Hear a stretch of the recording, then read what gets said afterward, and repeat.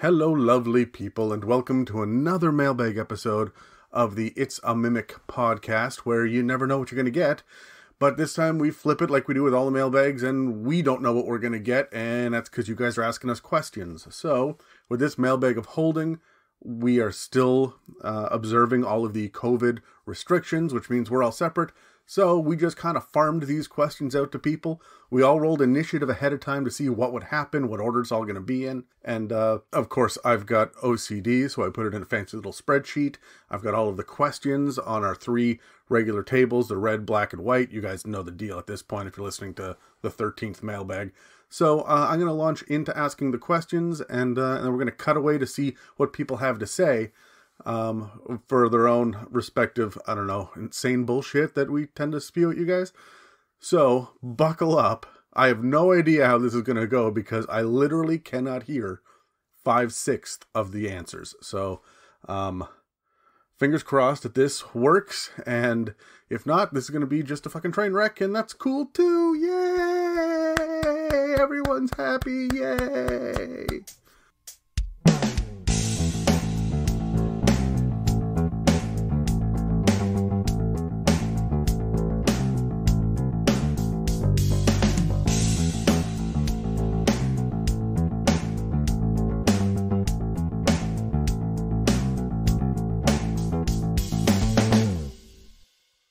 Alright, so for the first question, we've got at Bonavia Danielle asks, PC signing a deal with the devil. Which is the smartest price to ask for? Let's kick it off to Terry, then Dave, and then Dan. I think for my answer to this question, it's not clear. Is it the price that I'm requesting? Is it a stipulation? Is it what I would request that the devil's price is? But I think if it's for a stipulation, which I think it is, I would request that any details of the contract must be legally binding within the area, the county, the city, wherever that contract was signed, and that'll stop any kind of otherworldly or hellish type laws coming into place. So that it must be legally binding within the place that contract was signed, or I might say that if there's any arguments about the contract at all, that they're discussed and it's fought over in front of a jury of my peers, of my player characters' peers, because that stands a better chance of being overturned if something is not to your liking.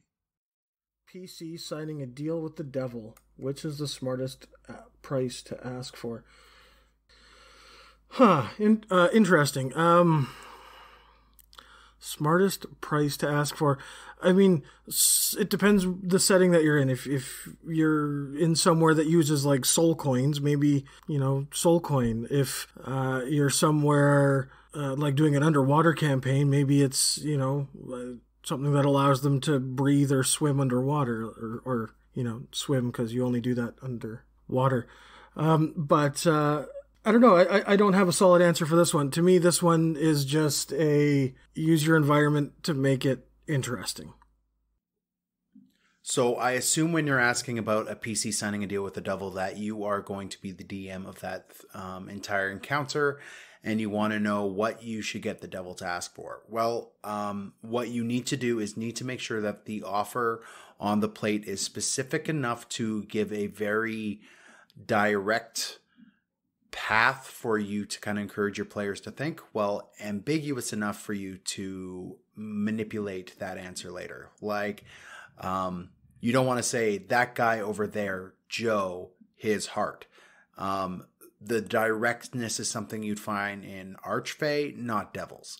What you want to say is something like a cherished friend's heart or a beloved companion's future or something like that. Oh, this is off the top of my head. But those would be, as a DM, the smartest way for you to be able to manipulate this judgment to the devil's advantage. Question number 2 is at sprite_the_peanut. It's an interesting way to spell peanut. Asks, how to play non-combatants. We're going to kick this off to Brad and then Megan and then me. I'm going to wrap it up. I'm not entirely sure what's meant by this question. If you mean non-combatants as in passive characters, or if you mean non-combatants as in NPCs that are following the party around. So I'll give you an answer for both. For playing a passive character, you can really play a support role while not actually being an aggressor. If you don't want to necessarily be involved directly in the combat, that doesn't mean that you can't be buffing or healing or even charming your opponents. Using spells in ways that can manipulate the battlefield, maybe manipulate the opponents or support your party. I think that's the best way to make a non-combatant character, and I think you can really make an interesting character out of that. One who maybe has taken an oath of non-violence, but still understands that there needs to be action taken to prevent greater evil. And I think it's a really interesting character to play and a good way to play it. If you simply mean non-combatant NPCs, then I think that it's a great way to have them effectively follow the party around. When combat comes, maybe they take off and hide. Maybe they have some sort of way of protecting or cloaking themselves. There's lots of ways to take it. Okay, you guys might not know this about me, but I actually started playing D&D as non-combatant characters, which was quite the struggle for me because I was just learning the game, learning the mechanics, learning how to roll dice, as well as trying to be able to play like heavy political characters in a campaign. And that alone was one of the most frightening things that I've ever done. But honestly, if you really, really want to well-round your D&D campaign and your knowledge and your skills, I definitely recommend playing a non-combatant, just for either like a small campaign, just to see if you like it, as well as just to give something else a try, because it definitely makes you flex a lot of the skills that you wouldn't normally utilize in a D&D game. And honestly, it's not as hard once you get into it. It just requires a little bit more talking, a little bit more one-on-one time with the DM, not necessarily in-game, but maybe out of game, just to kind of chat about where you want your character to go and help you learn how to portray what your character wants. And honestly, a lot of your job is stopping the combatants from doing stupid things. So just mentally prepare for that. I think every time I played a non-combatant, I was usually following another character or PC around being like, please don't do anything stupid. So just be mentally prepared that might be your role if you decide to play a non-combatant, but I do highly recommend it. And honestly, if that's the kind of game style you want, that would be probably the easiest way to go. Just connect yourself to another character, and be a part of their story and help flesh it out. Honestly, playing non-combatants is really difficult to do. So much of Dungeons and Dragons is focused on the idea of combat and the combat round, the 6-second round, initiative order and things like that. So if you're going to play a non-combatant, you have to find a way to contribute in every round of combat without doing damage. Now, sometimes that's easy to do with buff spells or debuff spells. Sometimes you can run around and sneak and do things like use ropes to trip people or throw nets. If that's the kind of character you want to play, I suggest talking to your DM and the other players to let them know, because you're throwing off the action economy by doing this. While you are definitely still there and going to take damage on a regular basis, there are 4 or 5 or 6 people around the table, whatever it is, and so you divide the number of attacks and roughly the number of, or the amount of damage equally among everybody, more or less. You can expect to still take that damage. You're not causing damage, so you are not knocking players out, or NPCs or monsters or whatever, out quickly enough. The problem with playing non-combatants is every combat takes longer, and while the solution may still be there, and it may be more interesting and it may be more fun, the DM and the other players are going to have to adjust how they're thinking. You take essentially a CR4 encounter and you turn it into a CR 3 3/4 encounter because you're playing a non-combatant. I don't recommend doing this. It can be fun. I have done it myself in the past, but it's a quick way to piss off the other players, and it's a quick way to get imbalanced encounters that are either going to kill you really quickly because you didn't knock out the bad guys quickly enough, or the encounters just take forever. So I guess my big question for you is, how do you justify playing a non-combatant in an actually difficult, scary, dangerous world. At some point, everyone is going to ball up their fist. What are the limits for the violence that your character is going to commit? And don't just say he took a vow of peace, or he's going to be non-violent, and that's just how he is and where he comes from, because everybody has that limit. And you need to be very clear with the other players and your DM what that limit is, so that they can at least enjoy watching you cross that line sometimes. Don't keep it a secret. Have it be part of the story if you're going to do it, but know the limits that you're playing within. Man, what a sexy voice that last guy had. All right, question number 3 is from Miss Rogue 1701 from Reddit. And she asks, what is your opinion on Grung, Lokatha, and Tortle? So these are the monstrous races that you can play from these weird little PDF supplements that are semi-official, I guess? Anyways, we're going to kick it to Megan, then myself, and then Terry. I honestly don't really have an opinion on these. Actually, no, maybe I do. Grungs are those toads that you lick to get high, right? I'm pretty sure. I wonder if anybody's actually tried that in a D&D campaign. If so, please let us know and comment. I think it would be hilarious to hear the story of how they reacted. Otherwise, I think they add a little bit to the world in the sense where I imagine the Dragon Ball Z campaign world, where pretty much 90% of their regular, common folk are just random animals strewn about the world.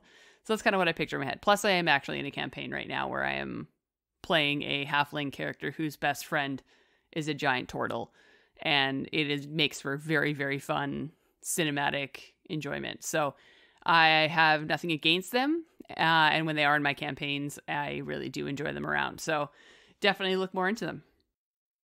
Honestly, I fucking love Grung. I think they're flavorful. I think they're colorful. I think they're so neat. I have injected them into a couple of one-shots of my own, and I think they're a load of fun. I love turtles as NPCs, the old wise leader. I just think of Kung Fu Panda, right? Like, that's where I'm getting my turtle shit from. A lot of people go to Ninja Turtles. I prefer just with the wisdom and I don't know. I like them better for being slow. I also like to treat them like they talk like Ents when they're NPCs, but that can get fucking tedious around the table. So I will have a turtle go, well, you see, I was thinking, and that's going to be funny once, or occasionally whenever someone's in a hurry and they start talking like that. But you're going to replicate that scene from Zootopia with the sloths that was just so frustrating. Everybody sat back and laughed, but think about being in that scenario. When it's first person and not third person anymore, people stop laughing. So when it comes to turtles, I like to do that, but then I will quickly lapse into saying, and so it takes him a very long amount of time to get across the fact that he agrees with your idea. And I will then narrate what he had said instead of role-playing it out, just for flow of the game. And as far as Lokatha go, I do not fucking understand the point of Lokatha. So, look, we're going to dive into all of these at some point. These weird freaking fish creatures. I don't know why we need them when we've got Tritons and merfolk, which are super fucking undersupported. We've got all sorts of sea elves and Sawagan, and like that. There's so many different aquatic creatures already that are not fleshed out. Why did we need this as well? Because of the fun little PDF that was made. Sure, I like it. There is a reason that this is not published in one of the books yet, because it just doesn't seem that fucking useful.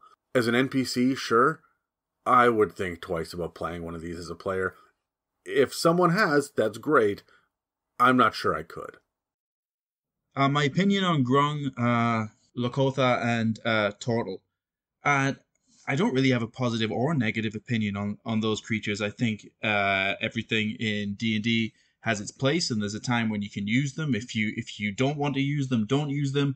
But there's funny quirks and characteristics about them where they have their rightful place. I think my only opinion is the guys know this is even though this is a fantasy game, I like it to have a sense of realism to it. So me privately and quietly, I don't get kicks out of the Ninja Turtle joke. I don't get kicks out of things when they're too corny.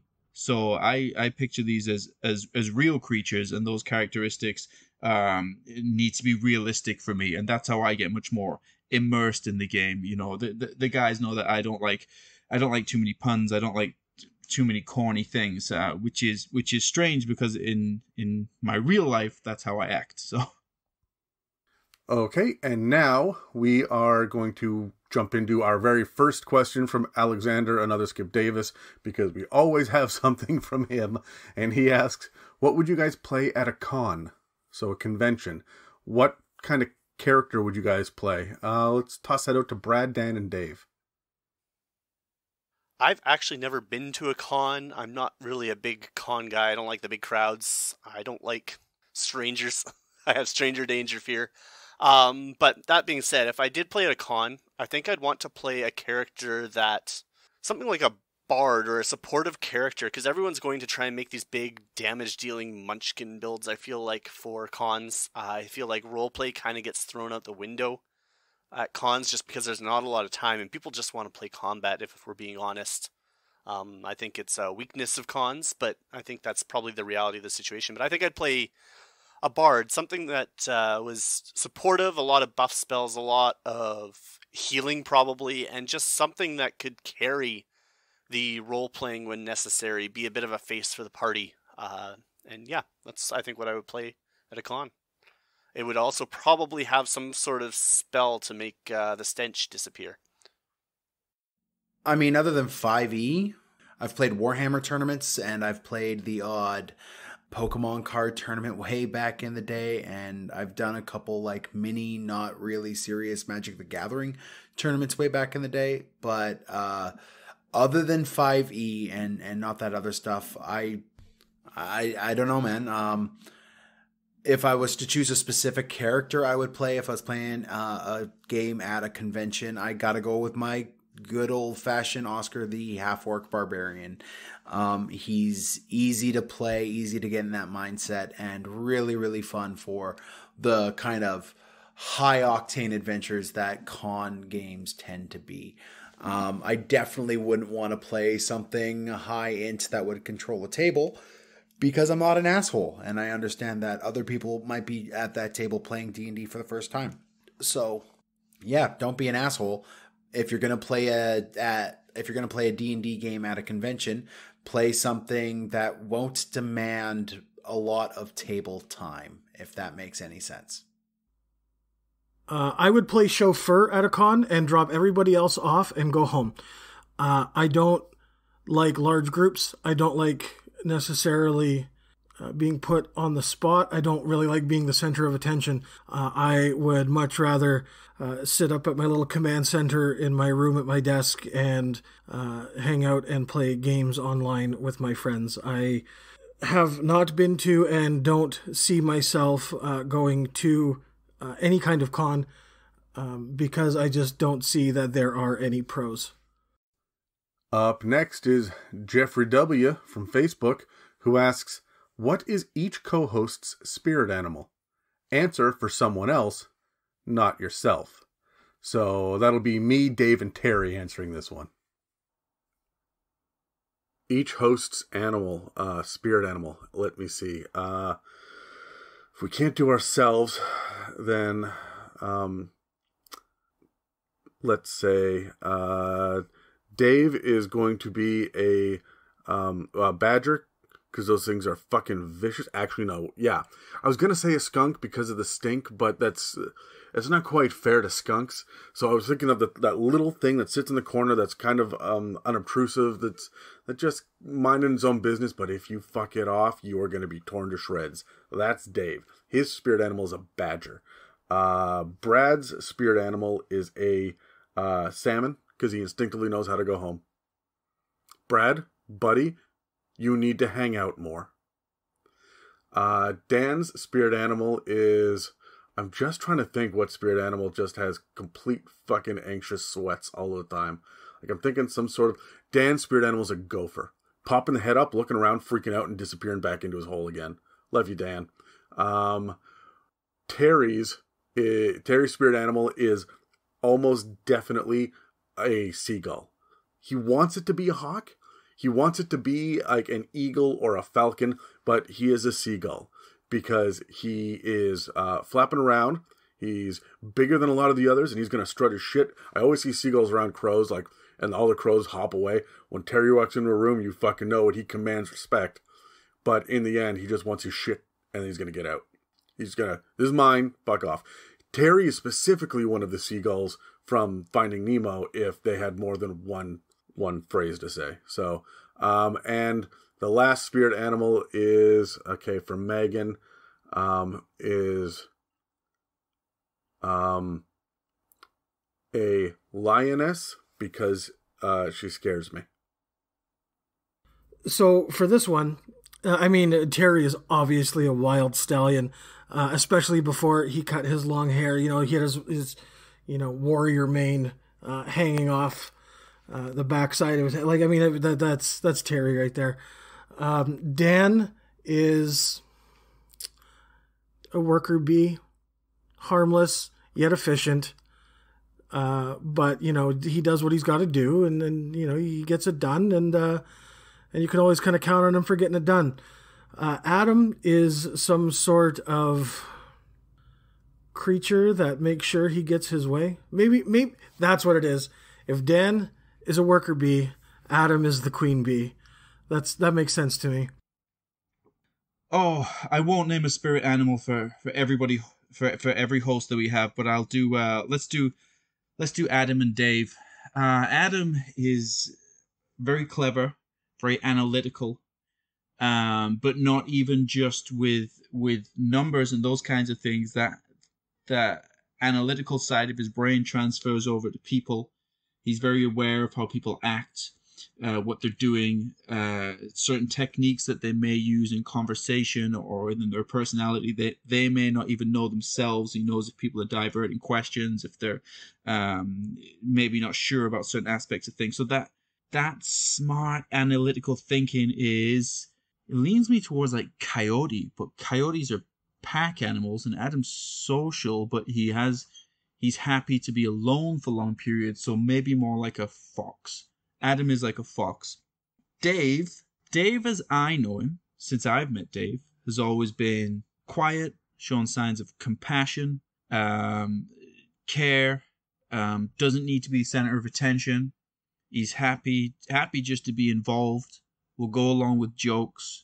Dave is like a panda, I suppose. He's friendly, he's not aggressive.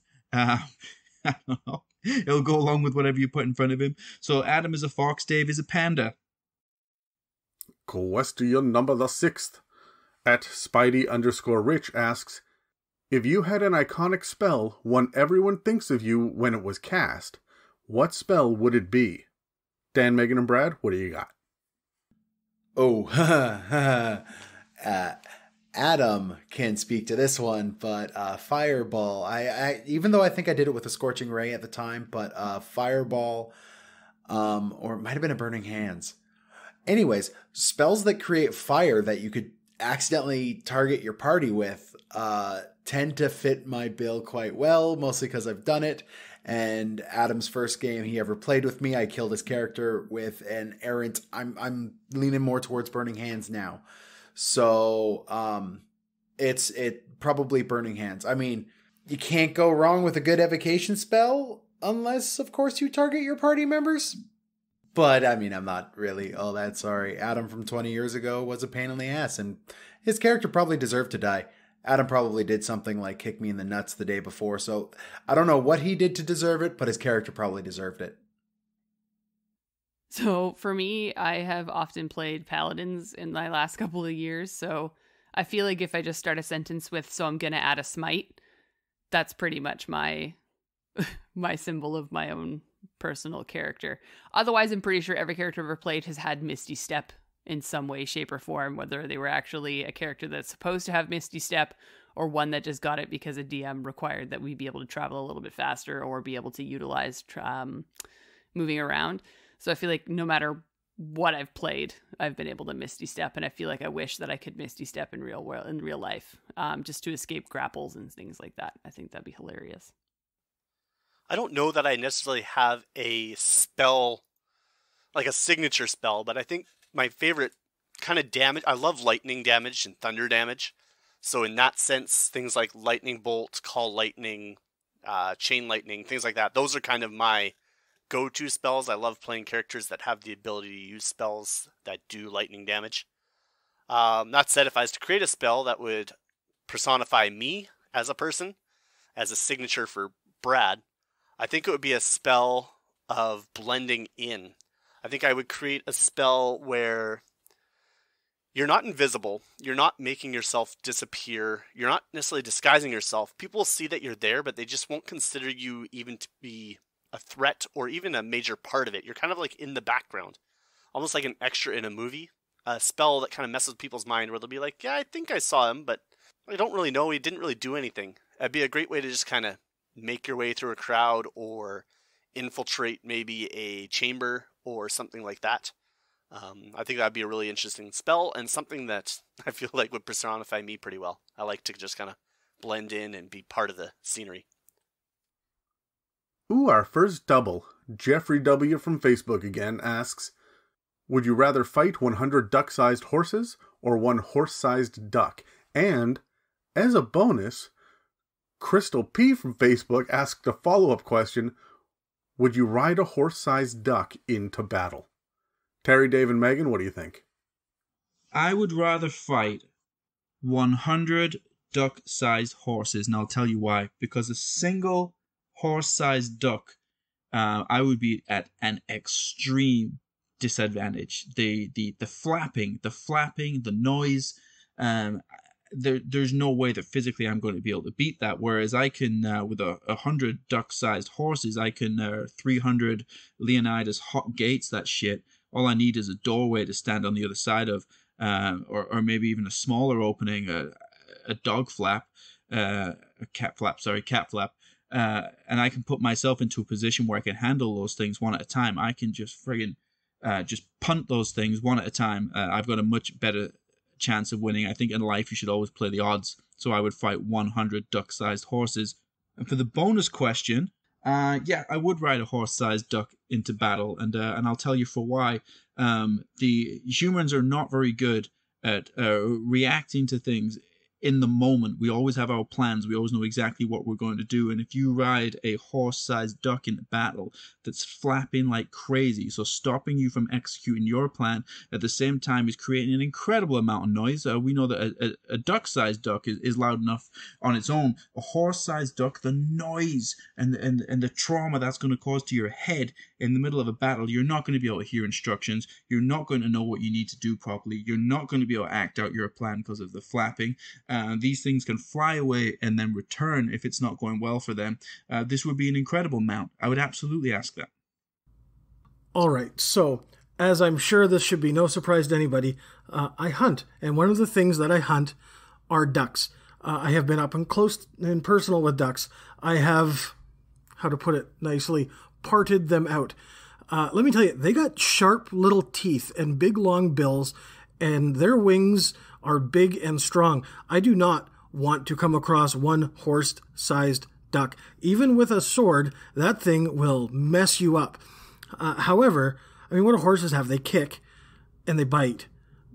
But if they're duck-sized, I'm just going to walk through them with my pair of steel-toe boots and just mow them down, stomp them to pieces, much like I would with 100 duck-sized ducks. So absolutely 100 duck-sized horses. But for the bonus, would I ride a horse-sized duck into battle? Yeah. Who says no to that? I feel like I would want to fight 100 duck-sized horses. Not necessarily because I think it's going to be easier, but because I just want to see it. Tiny, like, plastic horses come to life, nightmare style is actually what I'm thinking of. I'm thinking more haunted mansion nonsense and hilarity versus, like, 100 tiny duck-sized horses running around a field, if that makes sense. So it's actually quite frightening to me, but I still want to see it happen. In a bizarre twist of fate, our next question is from Crystal P. again, who asks, if you were a beer, what kind of beer would you be? Megan, Dan, and Brad, why don't you guys answer? We all know that Terry would be some sort of pale ale. I feel like my signature beer that I usually drink in the presence of other people is actually like specifically a lavender sour. I don't know. I love sour beers, and I feel like it matches my sour personality. Also, lavender just gives it a nice classy touch to it. So I feel like that describes me quite nicely. I mean, I want to say a stout. My favorite beer is a good hearty stout. Adam brought over these chocolate rye lagers that were really, really good too. And like Guinness is a good, reliable beer that is like, I would love to say that, but let's be completely honest. I'm probably a Bud Light. I'm just not strong, pale, and generally flavorless. If I were a beer, I think I'd be a lager. Something easygoing, goes just kind of with a nice, easy day. Something you sip on. It doesn't provide a lot of robustness or flavor, but it's pleasant, it's enjoyable, and honestly, on a hot day, it's exactly what you want. Kind of that nice, a place of rest. Something to make you feel relaxed. I think that's the kind of beer I would be. Either that or an IPA, just because IPA is my favorite. But that's a personal taste. At Nick_Long asks, can you give us a summary of your current campaign, like some of the plot and character backstory? We're going to kick this out to Dave, then myself, and then Brad. All right, so the current campaign I'm doing is the Dungeon of the Mad Mage. I don't really want to spoil it in case anyone else is working their way through it right now. I am also only on second level. I'm DMing it, but I haven't read that far ahead yet, so I'm not sure I can give you the best breakdown of that one. However, I was going to run a Christmas one-shot for my friends. I was going to get a couple other people in on it, but it just didn't work out. I did not end up running it, but it was going to be simple. The one you always see, and what I was going to do is save Santa. Mrs. Claus was going to approach the party and ask them to take care of the bad guy that had captured Santa. And along the way, they were going to run into Bah Humbug Bears and Ornamenticores and Silver Grells and potentially the 8 Pain Deer, who each had different abilities. Dasher obviously could double move. Dancer had a perform check thing that I was going to do. I mean, you guys get the idea, right? So that's kind of the most recent thing that I've put together for my guys. All right. I'm going to try to do this by the broad strokes because I could get really fucking granular into this. We've played our campaign for 3 years, and it's actually been 2 separate campaigns. Dan is prepping another mini campaign to go in the middle of it, and then we're doing another, at least one. There's been a number of one-shots in the world, but here is the general plot and backstory of the campaign. I was unhappy with the settings that Dungeons & Dragons have provided us, so I made my own homebrew world. We've talked about that kind of in passing all the way through the last 100 or whatever episodes. But here's the deal. I created the first world that the gods made. I created where the gods started from, the very first world within the multiverse, and it has no limits. It is endless and infinite. It has only humans because they hadn't thought to make anything else besides these bipedal intelligent creatures. They made one, and that was it. There's no magic in the world because the gods have left and they didn't leave any magical essences behind. There were gods and demigods and they all fucking left. But because there is an eternity and it is entirely boundless, there's enough space for everyone to do their own thing. So it is a generally peaceful world full of all the different kinds of terrain that you can think of as the gods warped and shifted and changed the world the way that they wanted to. They were essentially in sandbox mode, making it and dropping a whole bunch of animals down, and then everything kind of hit its equilibrium and balance some unknown number of generations ago, and it's fine. The gods went out and they created more worlds, and this is where we got all the different D&D worlds, but also literally every world in existence. Like this story will cover Marvel and DC. It'll cover Star Trek. It'll cover absolutely everything. These are the original gods that made the real world everything, okay? When they did that, they took essences of themselves to create. That's one of the deals. You cannot create something from nothing, but gods can pluck aspects and essences and pieces of themselves out to make new things. But as they go, they diminish themselves in the process. This is why we have different lightning gods. The different gods of the different elements are out there, and they're plucking themselves out and warping and twisting them in different ways, sending them out to see what this creation makes. But it got to the point where there was nothing left. And so the only gods that hadn't done this were the Overseer, who does not interact with the multiverse at all, but sees and knows all, and the Goddess of Death, who can't create, can only reap. She transfers people from life into the afterlife, but also, how often do you hear that, if a demon dies in the abyss, for example, they die. Okay, great. Where the fuck do they go then? Well, they get reaped. Oblivion. Done. Nothing left. So the Goddess of Death is the only god left, and is largely hated by fucking everyone. So, the story in my world is, that's all the backstory, the story in my world is, the Goddess of Death is tired of this and wants to hit the restart button. She doesn't want to be hated anymore, she wants to be loved. She misses her sister, the Goddess of Life, because the two of them walked hand in hand for the longest time, but the Goddess of Life kept diminishing over and over and over again. Everyone resents the Goddess of Death, and she's just upset about it. So, she is hitting the reset button. She's not evil, she's just tired of being alone. Now, there is one other god that, major god, capital G, capital O, capital D, that exists out there, and that is the anti-god. When all the gods decided to get together and make a new god from all the parts of them, and he's just pure chaos, they didn't know what to do with him, so they locked him in his own universe, and he's been waiting for a way to get out. That's going to be important here in a sec. So, when all the gods left the original plane, they locked it down. No one can get in or out. So it has stayed pristine. However, there's multiverse hopping all over the place through pop culture and through different kinds of literature and whatnot. So I wanted to honor that and have things still be able to jump from Eberron to Theros to the Forgotten Realms to Greyhawk or whatever. But the Goddess of Death needs to hit the reset button that exists within this original realm. So she's looking for a way in. In order to do that, she's gotten a number of different generals, including Rahadin from Curse of Strahd, who survived our Curse of Strahd campaign somehow. And one of our player characters that died, his name is Dasher, and he has now been reborn as almost like a planeswalker from Magic the Gathering, where he is just an eternal trickster being that exists. He's got almost godlike powers. And he would be, if I were to build him, he'd be like level 45. He's just so fucking powerful. And he is not bound by linear time. So he can see forward and backward. And so he's a real piece of shit to deal with. And he mocks my players consistently. So there are these lieutenants, essentially, that are hopping around trying to find a way in. Every time that they try to find a way into the material plane, the prime material plane, it's called Kryl, by the way. Every time they try to get into Kryl, they end up creating a small portal, a rip. I want you to think about someone who was poking a finger at a plastic shopping bag, and every once in a while, they push so hard that it puts a hole in.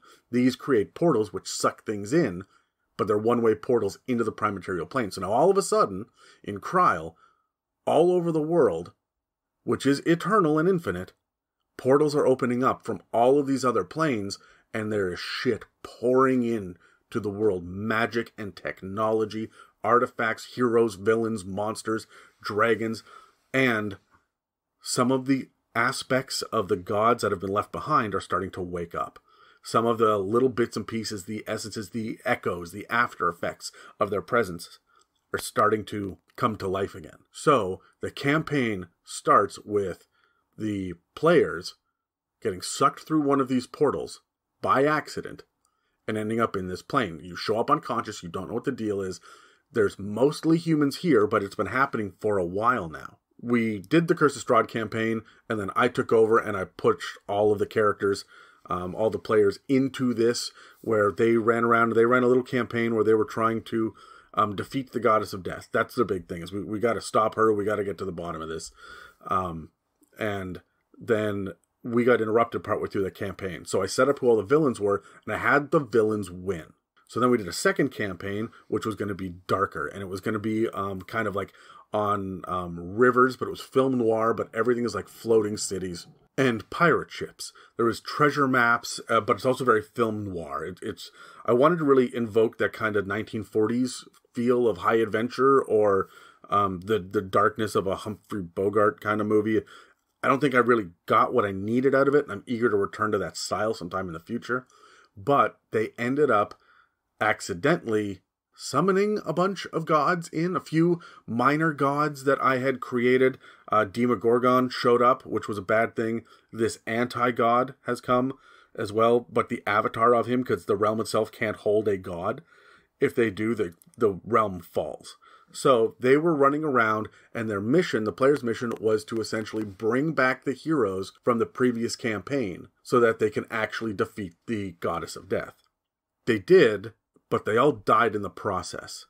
The next campaign is going to start off at Portal 1, where my heroes are going to come through and the players are going to land in this realm that has never seen magic before. They're going to do probably a little bit of time hopping and whatnot, because I want them to experience the world before magical artifacts were there, where they are superheroes at level 1. But then monsters come in and it's going to be hard mode, and I want them to know that this is going to be hard mode. And their job is going to be to try to stop this, because in the last campaign where they resurrected the heroes essentially are out of commission. They have to recover. So the next campaign is going to be them picking up where these heroes left off, kind of passing the torch now with these returned heroes' knowledge, some of their allies, some of their items, so that they can go off and they can fight. And they're going to fight their characters from the last campaign who all died and have been warped by the goddess of death. Eventually, the long game is they're going to have to figure out what to do once the goddess of death is defeated, and how to handle this world and the overseer and magic should they hit the restart button on a corrupted, dying world and existence, because entire planes of existence have been wiped out now by the goddess of death. She has just outright fucking destroyed the Feywild. It just does not exist anymore. Greyhawk, gone. I believe the plane of air is gone as well. And that's just from the standard D&D shit. So things are getting bad. They're going to continue to get worse because they can't leave. They can't stop the goddess of death stomping around out there. They've got the avatar of the anti-god here, as well as some major players that are familiar to them as being villains from previous campaigns that have sided now with the goddess of death, with the promise that they will retain their lives and memories after the reboot. So it's heavy. I wanted to have a lot of moral quandaries, and I wanted to make it actually fucking matter, and not just, can you lift the curse? Can you steal the thing? Can you stop the war? I didn't just want the apocalypse. I wanted oblivion to be the threat. And one of the questions that they ran up against repeatedly is oblivion better than living under tyrannical rule?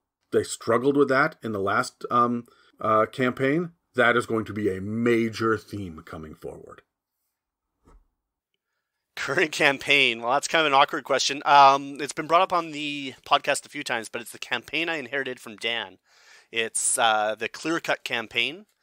Dan started the campaign with an invasion of dragon eggs dropping onto the town of Clear Cut, and then basically left it open from there. Our group, unfortunately, has only played a couple times since then, and between people having babies and COVID and everything else, the group has kind of been on hiatus. But the best way to describe the campaign, it is a dragon campaign. The party is currently making their way through a swamp to find a black dragon, specifically the black dragon egg that fell from the sky. The eggs are... Players, stop listening. You know who you are. The eggs are basically the result of cultists calling on Tiamat for power. Each egg contains a dragon of various powers, and should the egg be allowed to hatch, it will wreak havoc on the local area. The player's goal is to capture the eggs and either bring the eggs themselves back to the controllers, which they haven't actually met yet, or just simply to kill the dragon or smash the egg to prevent Tiamat herself from invading the plains.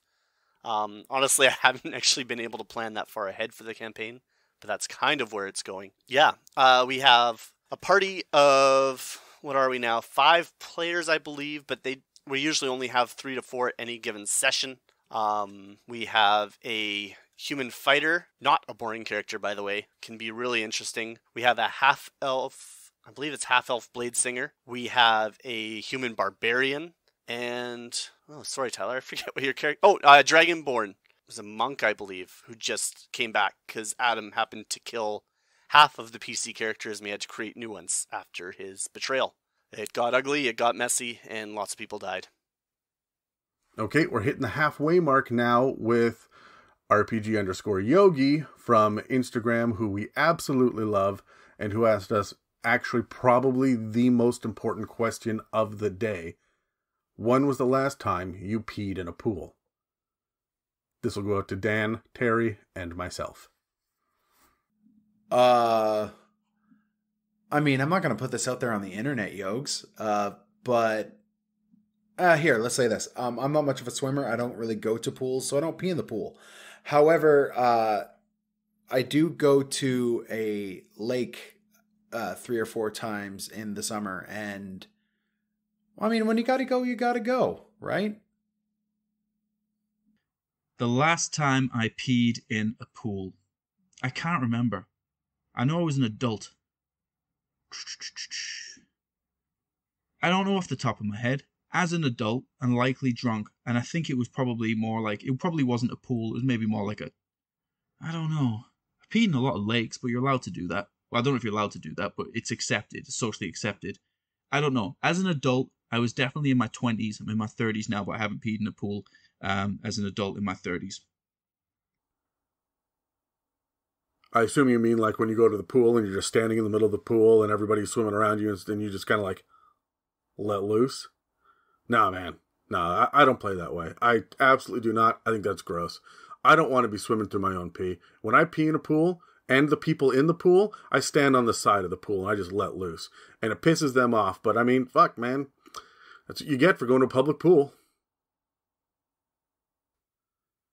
At Risen with Chris T, I'm kidding. It's Risen with Christ. I know. It's just a little joke. Everybody come. Put the pitchforks down. At Risen with Christ asks, what are your favorite resources from previous editions that don't have a 5e version available? And how do you compensate for its absence? Do you go without, adapt, use an alternative? Dan, Megan, and Dave, what do you have to say about this? Okay, so this one's going to be a little bit of a longer answer. I really like deities and demigods from AD&D. That's really informed a lot of my pantheon building and fun and interesting ways to build a pantheon, mostly just for the details to put in there. Theros has really helped with that. That's already in 5th edition, but we're talking previous editions. So the Ultimate Equipment Guide, which I believe it's either 3.5 or Pathfinder, to be honest. There's one in both of them.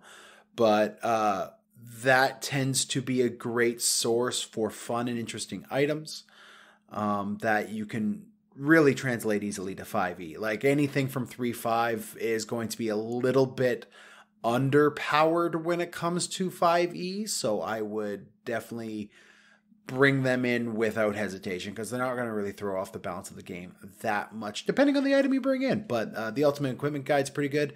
And just to throw one out there that's maybe a bit obscure, I really like the Unearthed Arcana book that Monty Cook put out for 3.5. This had interesting new weapons, interesting new races, and some different looks at magic, like command word magic rule sets that, because it's also 3.5 or 3rd edition, translate very well to 5th. So I would definitely look at that as well. It's how to compensate its absence in 5e currently.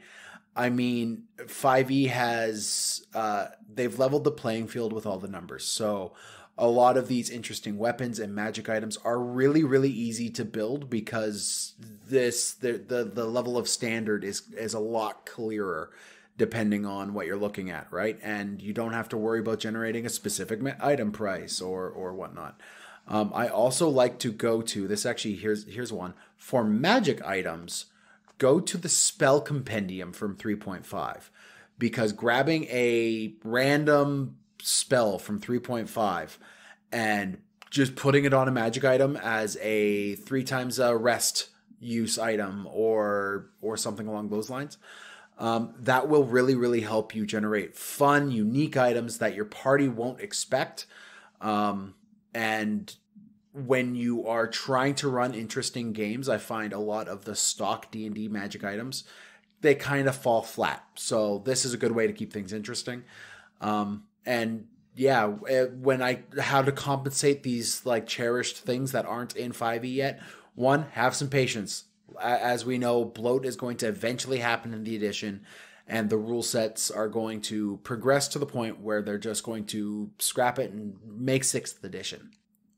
Since that's not where we're at now, have some patience and really adapt or use alternative options as you can, because it's easy to do in 5th. And as I said before, they've leveled off this playing field. I'm sorry, there are other editions. Weird.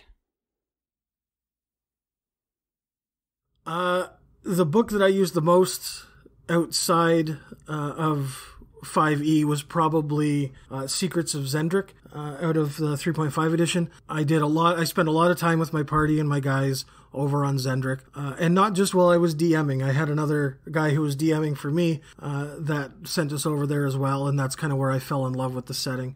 Eberron's great. Zendrick is better, if that makes sense. I mean, other than that, a lot of stuff I pulled just out of pop culture. I did I guess I call it a campaign. I mean, we did multiple sessions of it. It was bad, though. What we did was they were trying to find the essence of giants. And what I kind of did is, as you guys probably know, I like Magic the Gathering. So I kind of associated each kind of giant with a color. So, I mean, hill giants were green, stone giants were black, fire giants were red, frost were blue, and cloud giants were white. And then at the end of that, once they had the essence, there was the X factor, the storm giants. But I mean, for the hill giants, they ended up just climbing like Aztec temples in the middle of Zendrick.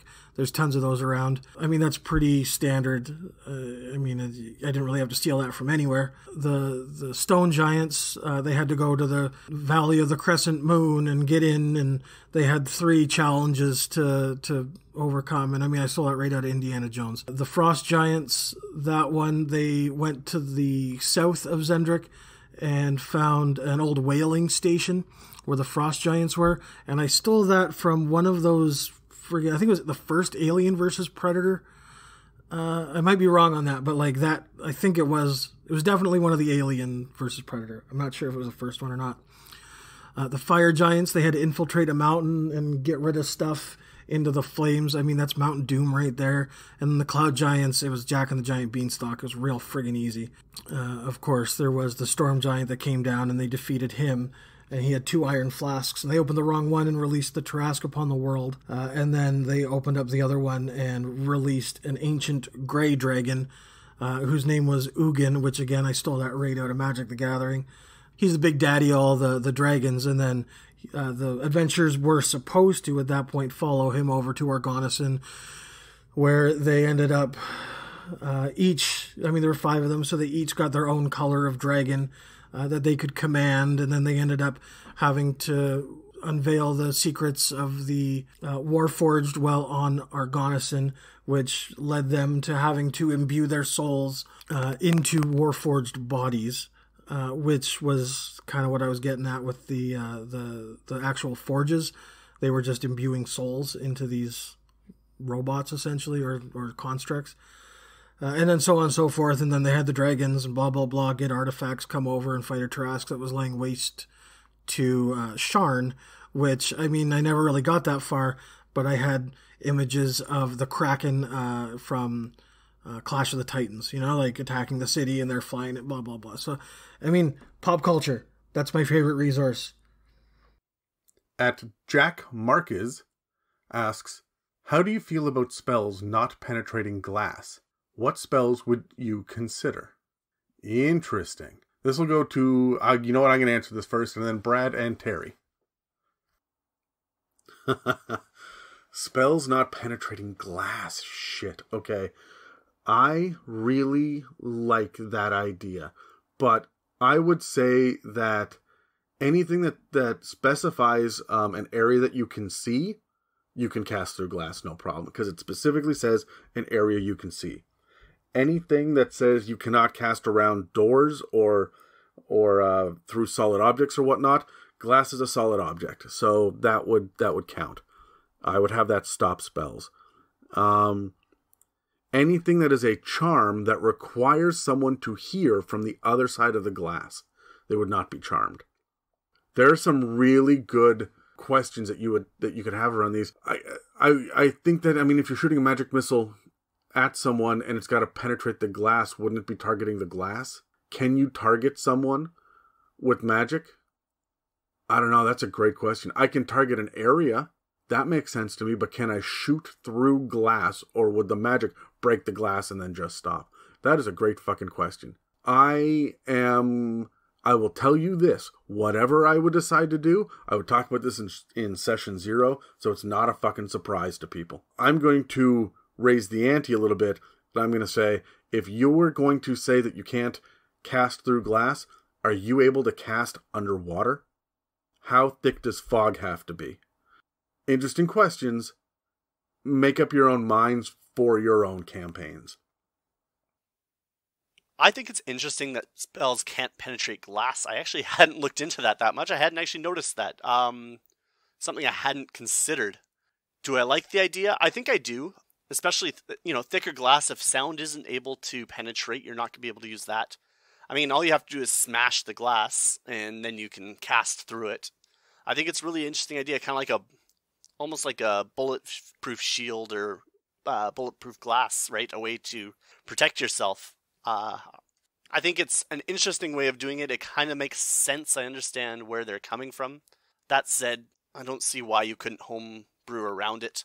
Lead makes a lot more sense, something thick, something that would block any sort of energy, but I can understand glass. Spells not penetrating glass. I think, I'm not a fan of it. I think that, it depends. I think it's still a physical barrier. So if there's a spell that cannot penetrate a physical barrier, I would even count this as, it depends. Like, yeah, you can technically see somebody through glass, but that physical barrier, I believe, should prevent the spell. I see no reason why a spell can travel through a physical barrier. But if it's, I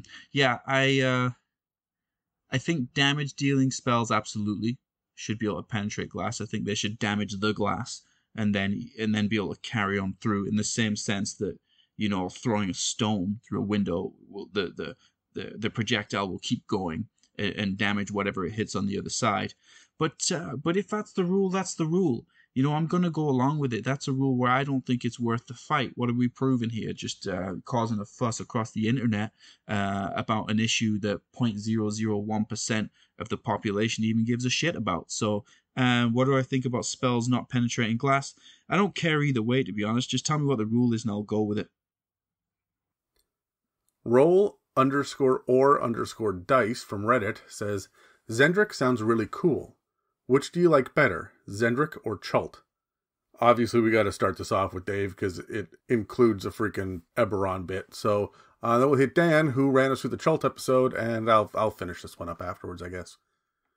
Like 2 questions ago, I just went over Zendrick. I like Zendrick. I would like to explore Chult, but the kind of game that I run, I mean, I don't even hold my guys to using spell components. I just assume that they're smart enough to have these components on them and not run out. We like playing a loose game. I don't deal with water skins and rations and even torches. Like, come on, guys. If you're in a dungeon, you're going to find some way to get light. I mean, make sure that we talk about it, but I'm not counting your number of torches. The idea of Chult and having your insect repellent and stuff like that, that's not something that I'm super keen on playing with my group of people. But if, I were to sit down with, a table full of DMs and wanted to play something like Chult, like a hard mode kind of thing, I would certainly be interested to sit down and try that. But, I mean, if I'm running the game, 10 out of 10, Zendrick, all the way. Zendrix does sound cool, man. I do like it. Whether I like it better than Chult's, though, I mean, Zendrix doesn't have swarms of Sturges flying through wanting to suck your blood en masse. So, yeah. No, I think I'd go with Zendrix. I prefer to deal with scorpions than Sturges. Being poisoned sounds better than, having your blood drained by giant mosquitoes. I really like Zendrick for the lore there. I like that we've got non-Underdark drow.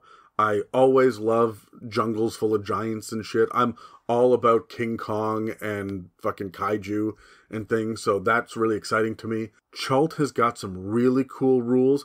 I like playing on hard mode. I like getting really specific with the details that we're playing with. But most importantly, with Chult, I like the hex grid. I know a lot of people don't. I'm a big fan, so I would apply the Zendrick lore to Chult, I guess, if I were going to homebrew it. I like them both for different reasons. The more that I read about Chult, the more I like it. Zendrick has always got a soft spot in my heart. So I'm going to say Chult, I guess. Dorian Mikulan asks, what is your favorite homebrew item you've created or encountered? Dan is on record as saying that his favorite is Tetanus, the sword that is a little bit rusty and a whole lot evil. Terry, myself, and Brad will answer this. My favorite homebrew item that I've created or encountered. Man, these things are all so hard because there's so many you've been put in the spot. Homebrew item that I really like. You know what? Adam comes up with these crazy things sometimes, and he's been the DM that I've played with for the longest. He'll do things where there's no apparent obvious reason to use something. He just creates this characteristic of an item, and it's up to you to figure it out. I think he gave me an item once, which, what did I like? Oh, there was the throne. I think this was homebrew. The throne that I believe enhanced all of your mental stats, or gave advantage to all of your mental stats, but gave a disadvantage to all of your physical stats, if I'm remembering that correctly. However, this throne was in a vault somewhere that we couldn't remove it from the vault, or it was too heavy. It was made of ivory or something. So we had this ivory throne that we couldn't move around, that enhanced all of one side of the character sheet, but disadvantage on the other side of the character sheet. And it was not obvious how we would use these things at all, but still it became very attractive. And I liked it so much because it seemed so powerful, yet it was so limited in how we could use it. And those are the best items. The best items where there is a sacrifice to it. There's a sacrifice, something you have to overcome, something that weakens something somewhere else, because then you're not playing the game on easy mode. Then everybody's not walking around as Superman. You're struggling, and I like to lean into that struggle. I need a challenge. I'm playing this game because I want a challenge. I'm not playing this game because I want to play Superman on easy mode. Like, there is that. If you're playing the game because you want to be Superman in easy mode, that tells me that you're just not satisfied with your regular life because you need to pretend that you're Superman. But I don't know people. But there you go. There's my answer. My favorite homebrew item that I've created, I don't know. I really liked this throne that I made out of a gigantic tooth from some sort of massive kaiju level Godzilla style monster that was lost to history. There's this tooth. They made a throne out of it. They carved a throne out of it. It boosts all the mental stats. It gives you advantage on any mental check or save while you're sitting in the throne. So your charisma, wisdom, and intelligence are way, way up. But it also enfeebles you. So your strength, dexterity, and constitution ability checks and saves have disadvantage on them. This also applies to attacks while you are touching the chair, and you don't have to attune to it. Just touching the chair is a big deal, this throne. I really love this throne. I wanted them to play with it. They found it in a vault. Couldn't figure out how to get it to their throne room because I really wanted to have battles and checks and stuff in and around this throne. Also, I like it because if they ever get dethroned, because this was in the player's own city, if they ever get dethroned for whatever reason, they're going to have a huge issue talking the next ruler out of the throne. So, I don't know, I really like that. I thought that it was neat. Dan is, of course, a big fan of the stool, that this little stone stool. He had an elderly character, an elderly dragonborn, who had this little stone stool, I think it was like an inch or two tall, but he would say the magic word and it would turn into a full-blown wooden stool, and he would sit on it. So every time Dan roleplayed, he'd walk in, he'd reach into his pocket, he would pull out this stool, he would say the magic word, he would put it down, and then he would sit. And he would walk us through it every fucking time, and then he would get up, say the word, pick up the stool again, and walk out. It was a lot of fun, a lot of flavor to that. I've done a lot of weapons and shit too, but I mean, we've talked in the past about my quiver of chance, and I think actually, if anybody is interested, send us a message through any one of our regular channels, I guess, and we will get you, if you give us an email address, we'll flip you the PDF. It's 101 randomized arrows and the rules on how to pull them out and use them from a magical quiver that, if you use it wrong, will fucking explode and kill everything around you. Favorite homebrew item that I myself have created was a long sword for the barbarian that gave +1 to attack. However, it was cursed simply with a bad smell. I like little curses like that, ones that don't necessarily cause major havoc within the gameplay itself, but they add an interesting story element. So whenever you were holding this sword, you just stink real bad and people don't really want to talk to you. It doesn't actually have a negative charisma modifier directly, but it certainly increases the DC of checks for charisma and things like that when made while holding it. And I just kind of like the idea of, silly flavor stuff like that. I have a mirror that when you look into it, it tells you your deepest desire. I also like that one. Yeah, I know it was stolen from Harry Potter, but that's fine. I like taking things like that, and I think homebrew items need to inject flavor more than they need to actually inject statistics or abilities. I really like the idea of using homebrew items and magical items to basically create character within your world, something that, isn't necessarily going to impact the flow of the game, but at the same time it injects a lot of character when your party meets an NPC who's maybe creating these little items, right? Especially Dan likes gnomes. I picture gnomes just creating all sorts of little items like these that are littered throughout the world.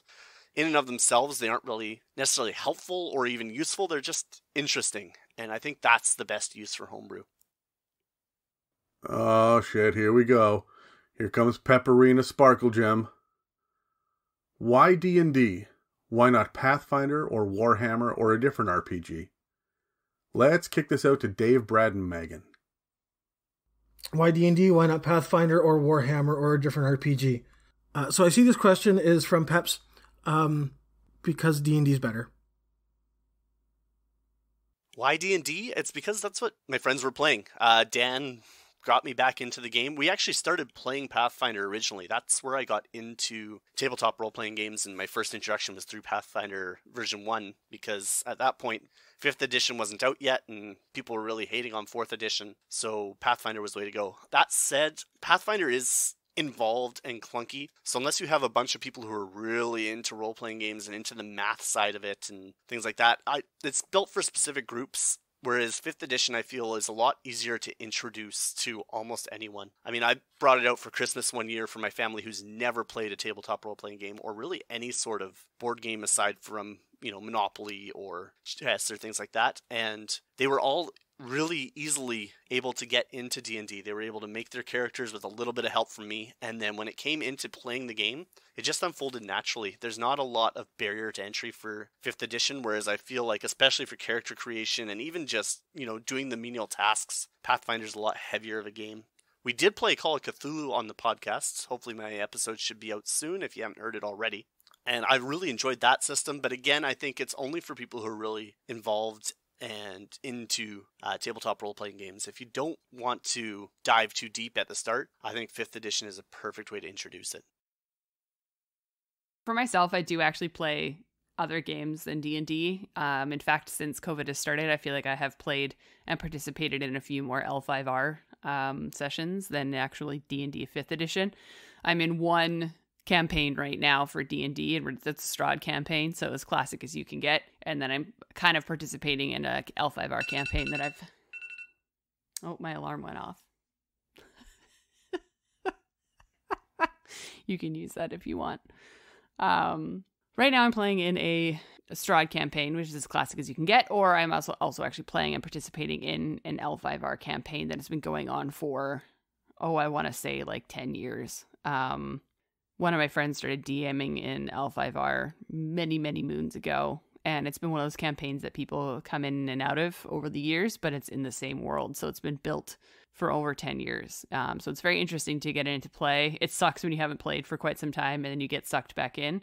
The thing I love about L5R, which I do recommend, is that it is very much by L5R I mean Legend of the Five Rings, just in case anyone hasn't picked that up yet.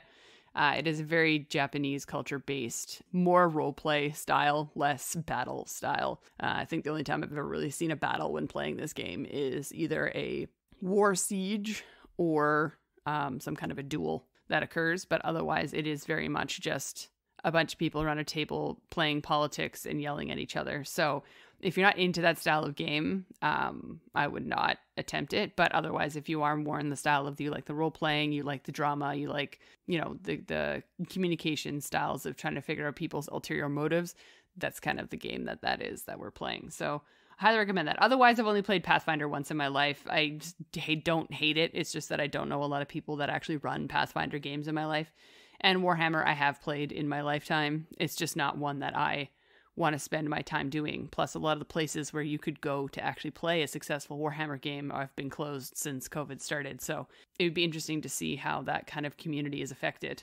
Makes me sad, actually, to think about. That sucks.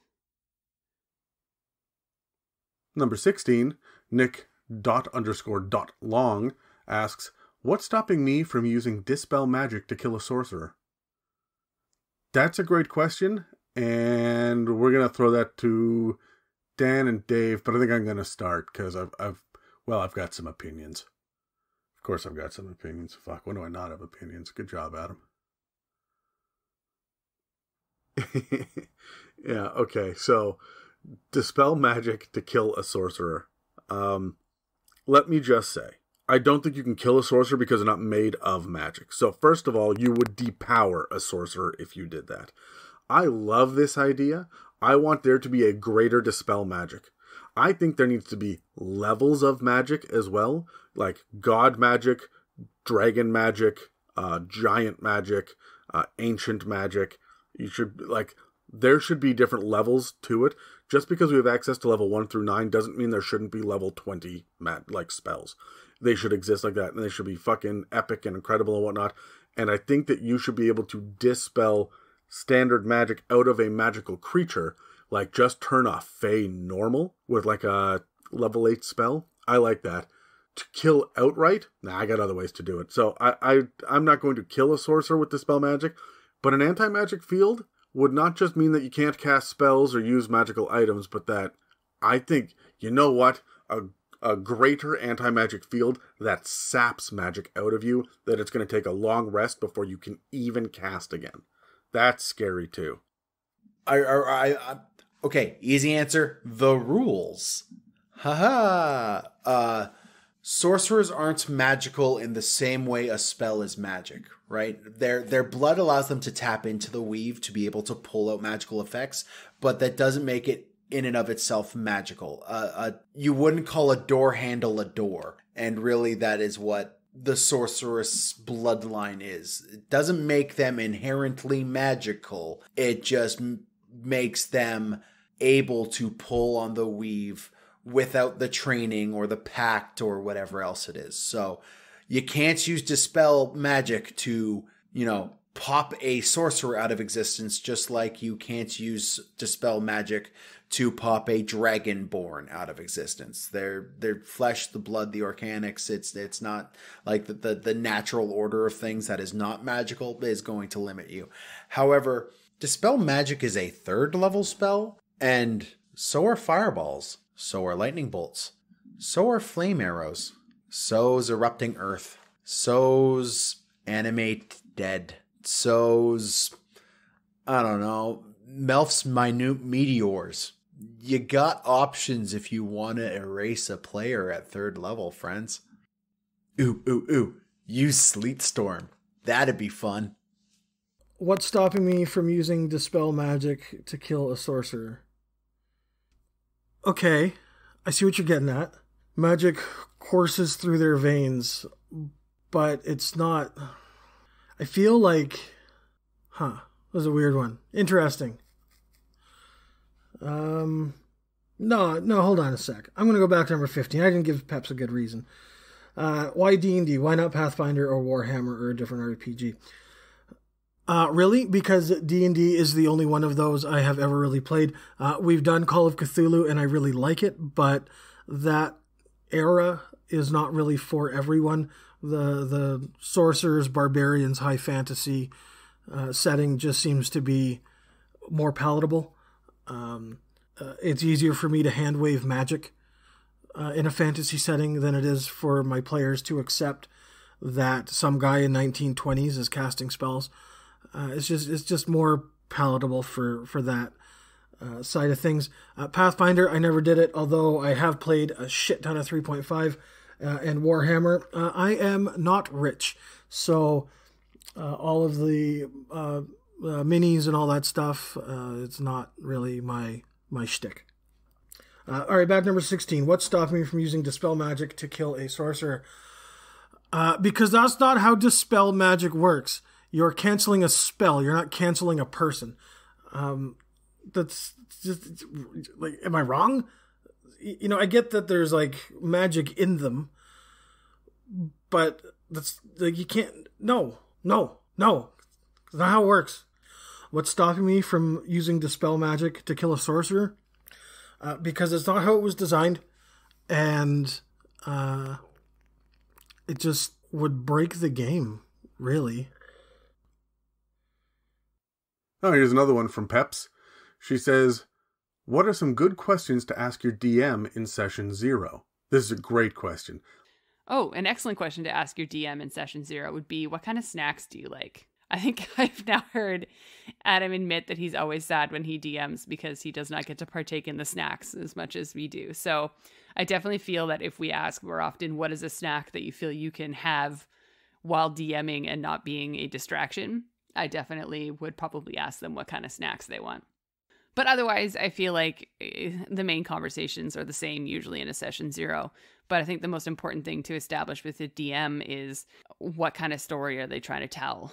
Are they a DM who is interested in the drama side of things? Or are we playing a fighting campaign? Or are we playing a political campaign? Like, I think that's definitely sets the tone, is just figuring out what style of game you're playing. That way people can kind of build their characters so that they can be a part of this world and not be fighting against it the whole time. Like, I can't imagine a DM building a very political world and then all of a sudden you have a team of murder hobos that you're spending more time controlling than actually enjoying the world they created. But I mean, if you're going to enjoy that, enjoy it. But otherwise, I feel like for a DM to have fun, understanding what they're trying to do would be the first step as a player. Some good questions to ask your DM in session 0. I think once you've been through everything and you've let the DM speak and you've gone across the rules, or even actually maybe before character creation, I think you need to ask, what are the hard no's? What is absolutely 100% off the table? And that's not because you're coming into the game trying to be a dick. That's because you need to know where you're going with that character, what you're leading up to, what their agendas are going to be, side missions, their values, their fears. So the best way is to get the absolute boundary for that. What are the absolute hard no's? Not even with character creation, but with themes within the game. You know, some people like a very PG game. I prefer an R-rated game, but that's not because I'm just looking to cause absolute chaos all the time. It's because I want to feel fear in that game. I want to feel stress in that game. I want to feel all of that anxiety and that challenge that goes with it, so that when I feel the contrast, when I feel the joy, when I feel the sense of achievement, the pride, that is amplified so much more because of the absolute hardship that we go through. And sometimes you have to deal with real issues in a D&D game, real themes. But I want to know what's completely off the table, so that I know where I stand, and so that if there's anything which hasn't been listed as being off the table, I can put it forward as a suggestion. There are what I would consider to be obvious themes that should be off the table, but they aren't always. They aren't always. Sometimes people have lived their lives where certain things have never been an issue for them, and so they don't think to bring it up. So what are the absolute hard no's is an important question for me. Some good questions to ask your DM in session 0. Now, Adam and I have kind of tossed around the idea of putting together a really, really in-depth session 0 guide. You guys should give us a message, see if there's something you want to see from us. But anyways, as for good questions to ask your DM in session 0, what level of magic is going to be around? What level of political intrigue is going, are we hoping to explore? Getting into these kind of questions is really going to give you an idea to build a character who is not completely useless. It's like building a sailor when you're in a campaign that will never be on a boat, right? Like that's a very surface level example, but that's kind of what we're looking at. Is you don't want to be pulling on you don't want to be rolling up a character that has resources that you'll never use, right? So those are going to be the kind of questions you want to ask your DM. You could also ask questions about what level of magic items you are going to be using. That just gives you something to look forward to. Also, if there's anything you specifically want to run, ask your DM, hey, I really want to fight goblins. Were you planning on a lot of goblins? Or I've been looking at these new monsters from, Ravnica. Can you throw some of these cool Ravnica monsters in the campaign? I understand you're running a module and they're not in there, but if you could figure out a way to implement those would be fun, right?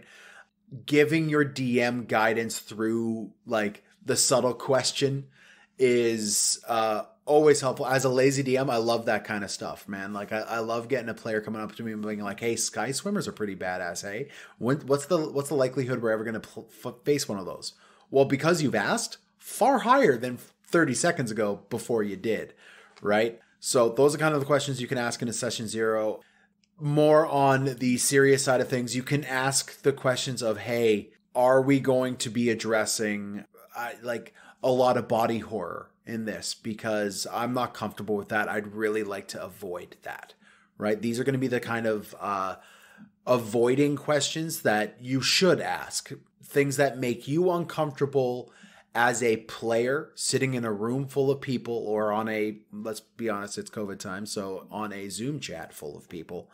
If there's something that's going to cause an issue, asking your DM to avoid it is top of the line, top question that you should ask. All right, coming into the home stretch now. At Artfingers Reads. Artfingers. Ugh. I hope that's not Arthur's fingers. At Artfingers Reads asks, if you had to end the world with scissors and 3 toothpicks, how would you do it? I think I'm not going to give away my plans. We're going to ask Terry, Dave, and Dan. What kind of amateur shit show needs an entire 3 toothpicks? Ha!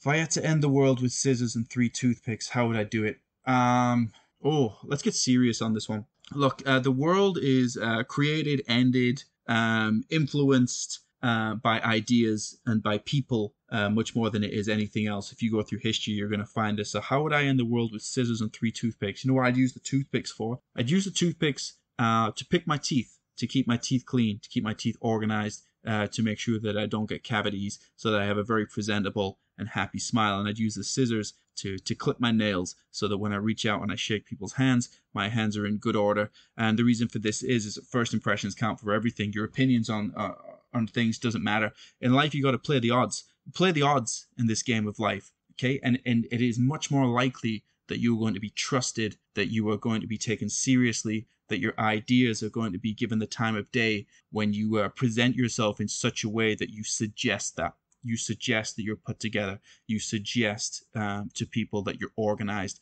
that you think things through, that you are picturing the future. Because disorganization is just a lagging measurement of something that you screwed up previously. That can be true to anything. So I'd use the toothpicks to make sure that I'm presentable in my smile and my face. I'd use the scissors to make sure that my hands are presentable, so that my first impressions are taken properly, so that my ideas on how I influence the world are taken seriously. And that is how I will end the world, because once people are listening to you, people will do the most extreme, crazy things if you can get them to trust you. And I think we see that in the world every day. So there's a serious answer to a silly question. Okay, if you had to end the world with scissors and 3 toothpicks, how would you do it? I probably wouldn't. But that's not what you're looking for. So, in the world with scissors and 3 toothpicks, how would I do it? This one's simple. You ever read that book, One Red Paperclip, where the guy starts with a paperclip and trades it all the way up to get in a house or whatever? I would do that. I would just start with the scissors and the 3 toothpicks, and I would offer the 3 toothpicks for something menial and slowly upgrade. And if people were to decline my offer, I would stab them in the fucking throat with the goddamn scissors, and then move on to the next person until I got what I wanted, moving my way all the way up to nuclear weapons, and then laying waste to everyone. Seems pretty easy to me. Where do you people come up with these questions? No, seriously. Art, are you okay? Are you trying to come up with the plot for some sort of Bond villain? Is there something going on we should know about? Do you just happen to have a way to contact us through the internet, but also just a pair of scissors and 3 toothpicks and a lot of ambition? I don't know.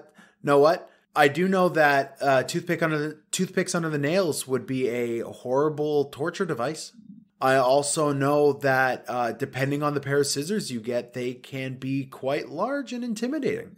If I had to end the world with that, well, okay, very simply, use the scissors to draw a arcane rune ritual in the ground with which to summon Cthulhu to this realm. Use the toothpicks as candlesticks to add to the summoning power. Of course, I'd use the scissors to also make sure I have more than enough blood to offer as a sacrifice to the great Cthulhu. And when he has come to our realm and blessed us with the wonder of beautiful insanity, then we could say that the world has not really ended, but has finally begun. At McDaniel Nillick says, I've been DMing the same group for over a year now, and everyone has always said after a game that they love the campaign, and they've had a fun time every game. Well, the last 2 games, one of my players has not really talked or been into it, and I talked to them today and they said they feel like they're not being heard. They said it's not my fault, and that it's the other players who don't seem to pay attention to them, and they feel left out for most of the game. So, I'm just trying to figure out what I can do to make them feel more involved, and how to approach the topic to my other players that they shouldn't shut down every idea from that player. Full disclosure, this is an old question from well over a year ago that just has never been rolled before on the table, and that does happen sometimes when we randomly select. So, I hope that it's been all resolved and everything now, McDaniel Nilluck, but let's kick it off to Brad, Megan, and Terry with some insights for other people on how to handle this. This is an excellent question. I think one that comes up at a lot of tables, especially when you have players who aren't necessarily boisterous, or tables where you have players who just really take over the table. One way to get people more involved and feel like their voice is going to be heard is create moments that create space specifically for that player. Bring in an NPC who specifically wants to talk to that player, and if somebody tries to interject, even have your NPC say, look, I'm not talking to you, I don't want to hear from you, I'm curious about what this player has to say. Honestly, if you're adults, have a conversation with the other players. Say, hey, look, so-and-so is not feeling like they're getting a chance to speak. I know you're really excited to share your bit, but try and make space. Remember, we're all playing this game together. We all want to have our moments in the sun. And yeah, be adults about it. Talk about it if it needs to be talked about. Otherwise, yeah, like I said, creating space for players to shine. I think it should be done for all players. There should be points in every plot where during an arc, one character is kind of the pivotal point of that arc. There will be characters maybe from their backstory, maybe characters that they've come across already in the campaign earlier that took an interest in them or they took an interest in. Just introduce opportunities that specifically cater to one player. Now, don't keep catering to the same player over and over again, obviously, unless that player's just super out of it in all of their cases, but yeah, make room for all your players to enjoy themselves. All right, so table politics can get pretty spicy. And I feel like a lot of the time what people don't realize is that people usually will have an emotional response to one event and then make every other event that might occur after that about that specific event. It's just kind of what our brains like to naturally do, is sit on the negative and not kind of look at the positive anymore. So I feel like if you've got a character who is feeling like their team is not listening to them, honestly, you're all adults. Maybe talk about it. If you feel like your table is not emotionally evolved enough to have a conversation like that, maybe have a conversation like that in character. Build an NPC that's going to have that conversation with the team and be like, hey, like, you guys don't look like you're operating as a team. Look at this weird guy over here in the corner. Why are you not communicating with him? Or create an NPC that brings that character back into the game, right? The other thing you need to establish and understand is like, it's a balancing game. You're not going to make everyone happy. You will have sessions where 2 out of 5 are happy. You will have sessions where 1 out of 5 is happy. And you'll every once in a while have that silver lining day where all 5 might feel okay, right? Like, I know I've had games where I've left a table mad as hell, and then one other character is having like the day of their life, right? So I almost feel like talking to that player who's not feeling heard, it might be you because you're not managing the table as well as you could. But at the same time, it might just be them who is in a sour mindset and needs to get themselves out, and it might not be your responsibility. But of course, keeping up that wave of communication is a way to kind of establish what that root cause issue is. So just keep talking to them and keep figuring out what it is they want out of their game. Because maybe they're playing a political game, but they just want to hit stuff. Maybe you're playing a game where they just hit stuff, but they want to get political and the team doesn't want to, right? So start establishing those kinds of barriers and groundings, I guess. So that was a long answer, but I feel like I've dealt with this in game, in life, in work, in friendships. Like, it's a common thing. And I think as a DM, don't take it personally. Humans just be mad. Oh, yeah, the topic of a certain player feeling like they're not being heard. Hey, DM, you know what? It's up to you. The player is waving their hands here and saying, hey, I am being discluded. I am being left out. And as you, as the adjudicator, as the referee of that game, it's up to you to do that. Okay, it sounds like your horses are running the show here, and everybody, and you're being taken for a ride. Okay, it's up to you to quieten everybody down. It's up to you to say, I don't know your names, but it's up to you to say, hey, Dave, what do you think? Okay, thanks, Michaela. We're just gonna let Jessica speak for a second. Okay, Jess, great idea. Everybody else, what do you think? And you can. People can be influenced on ideas, okay? Where people are influenced easy. It's an easy example would be, like, just thinking off the top of my head, you could be like, yeah, if Dave's not being heard, that's an excellent idea, Dave. So here's the options we have, guys. We have Dave's idea about using an incredible fireball spell to burst through and cause absolute chaos and put the enemy on their back foot and see how they react to it. Or, we can use the generic idea of just using mundane items over here. And that, may seem like an unethical approach, but it's being used because a part of the game is being played without those same ethics, right? Somebody's been feeling left out, and maybe they just need a little bit of a push. Maybe the party needs a little bit of influence to show them that maybe they should listen to this person. But ultimately, it's up to you as the DM to direct this. If your player is telling you that they are not feeling heard, what they are saying to you as the DM who is running the game, they are saying to you, you are not allowing me to be heard. Now, I don't know the total ins and outs of this game, but that's what it sounds like based off the vast majority of times that I've come across this situation. It's up to you. You're the DM. Okay, and we are wrapping up the final question from Pepperina_SparkleGem, of course. Fuck. We gotta start. She's never allowed to ask questions again. She asks, if you were a weapon, what weapon would you be? This will go to Brad. I'll take a stab at this. Get it. And I think we'll wrap up with Megan. Let's be honest, you all saw this answer coming. Mjolnir would be the weapon that I would be, or some sort of D&D equivalent of it. A mace, one-handed hammer with power to call lightning. We all know it's my favorite weapon. We all know that Thor is one of my favorite all-time fictional characters, so no surprise there. I would 100% want to be Mjolnir. That said, I do love a great sword. I'm thinking of the Holy Avenger sword for paladins, because paladins are a favorite class of mine as well. So that's a good second choice. So Mjolnir number one, otherwise Holy Avenger. It's very clear, Peps. The weapon that I would be a big, hefty, 2-foot long, 25-pound dildo. And don't tell me that's not a weapon. I thought about this one for quite some time in many other aspects of my life, just because I feel like I've been asked this question before, and I feel like I answer it differently every single time. So I feel like a weapon that represents me, of course, would be something brutal and angering. So probably like something nifty and awesome like a bastard sword, or just something that can cause a lot of damage in a single swing. But then I laughed to myself and I said, you know what? I would probably be a flail. Mostly because it represents my personality style as the way it is right now. When feeling good and feeling graceful, I can cause a lot of damage when handling situations correctly. But otherwise, on a regular basis, I just look like I'm flailing about. So there you go. Well, that's it for this Mailbag episode of the It's a Mimic podcast. Thanks to everyone for listening in, and thanks, of course, to the other 5 that are out there in freaking COVID land doing their own thing. We always have a blast doing these episodes, but we have a bigger blast doing it when we're all in person.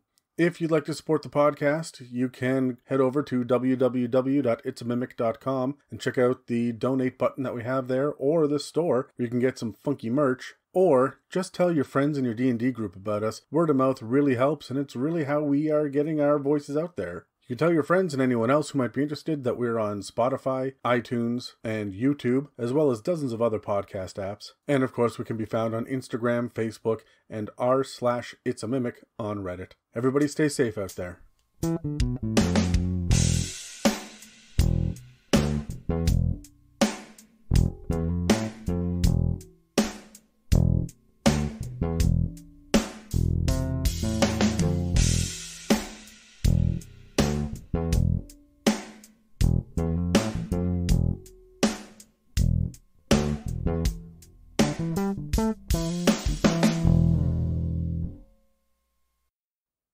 All right, and I got a bonus question just for everyone else because, shit, why not?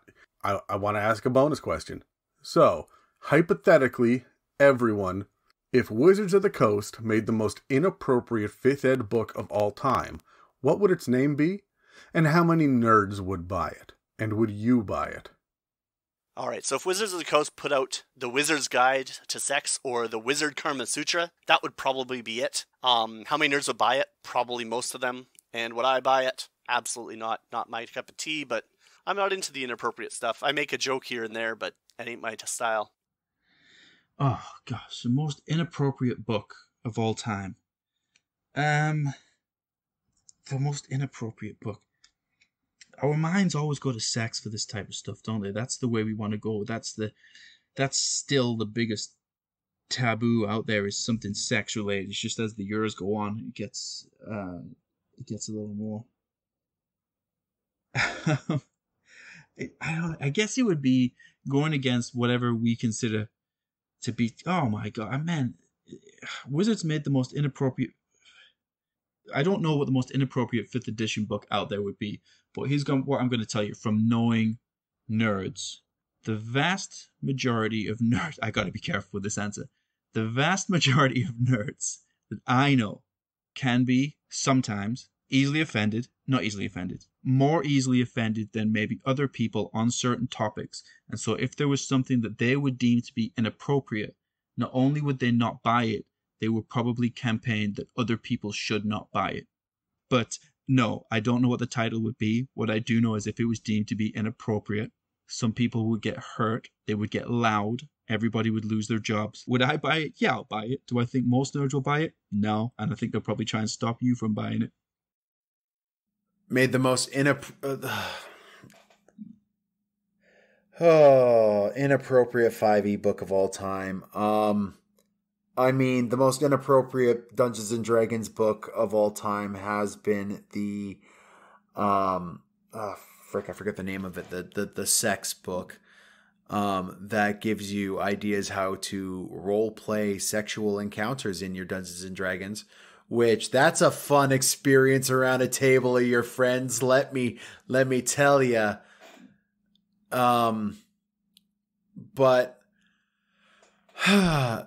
if that book was any example, what was it? The Book of Carnal Secrets or the Book of I forget what it was called. I'll have to Google it later. But a lot of people bought that book. I bought that book because I too was once a horny teenager. So would I buy it now? Not likely. I mean, Terry would. Terry probably would have written it. I'm not convinced Terry didn't write the original one. Did Terry write the original one? There's some messed up stuff in that book. It's got to have been Terry. Okay, so this one's really easy. So I feel like to go real inappropriate, you do like Xanathar's Guide to Everything. No, like everything. Huh? Something like that. I mean, it's simply, you could do the Sword Hose Adventure Guide. You know, there's all sorts of fun options. How many nerds would buy it? Every single one. Because y'all like that stuff. Y'all are the reason Dan's furniture business is going strong. And would I buy it? No, I would download the PDF from somewhere. Yes, I would buy it. I feel like you could just make all of the current books extremely inappropriate. And I think that we have proved that over the last many years we've been doing this podcast. I don't think we need to make one. I think that you could just edit and adjust the current material we have to suit your fantasy needs. That's all I'm going to say about that. All right, are you ready for this? For those of you that don't want to hear me talk about this, you can stop the fucking episode now. So, erotic books from Wizards of the Coast, they would be called, in no particular order, The Player's Hand Job, The Dungeon Master's Guide, Pornstar Manual, The Curse of Wad, Farder's Set, Baldur's Gape, Spit Roasts of Saltmarsh, Sadistic Odysseys of Theros, The Essentials Clit, Headboard Posts Adventurer's Guide, Eberron, Rising for the Last Whore, Whore of the Dragon Queen, Rime of the Frost Maidenhead, Mordenkainen's Tome of Hose, Exhibitionists Incorporated, Into the Abyss, Princess of the Apocalypse, Womb of Accumulation, Thighs of Tiamat, Xanathar's Guide to Anything, The Turtles Package, One Grung Inside, and Yomama Rising. We have the Scoutmaster's Guide to Ravnica, which I feel really bad about that joke. Porn King's Thunder, Waterdeep, Dungeon with the Sad Stage. Yikes. Waterdeep, Dragonscheisen, Tales from My Yawning Portal, Scandal Creep Mysteries, Volo's Bride of Monsters, and of course, Tasha's Cauldron of Everything. And yes, I would buy every fucking one of those. And I'm dying of thirst.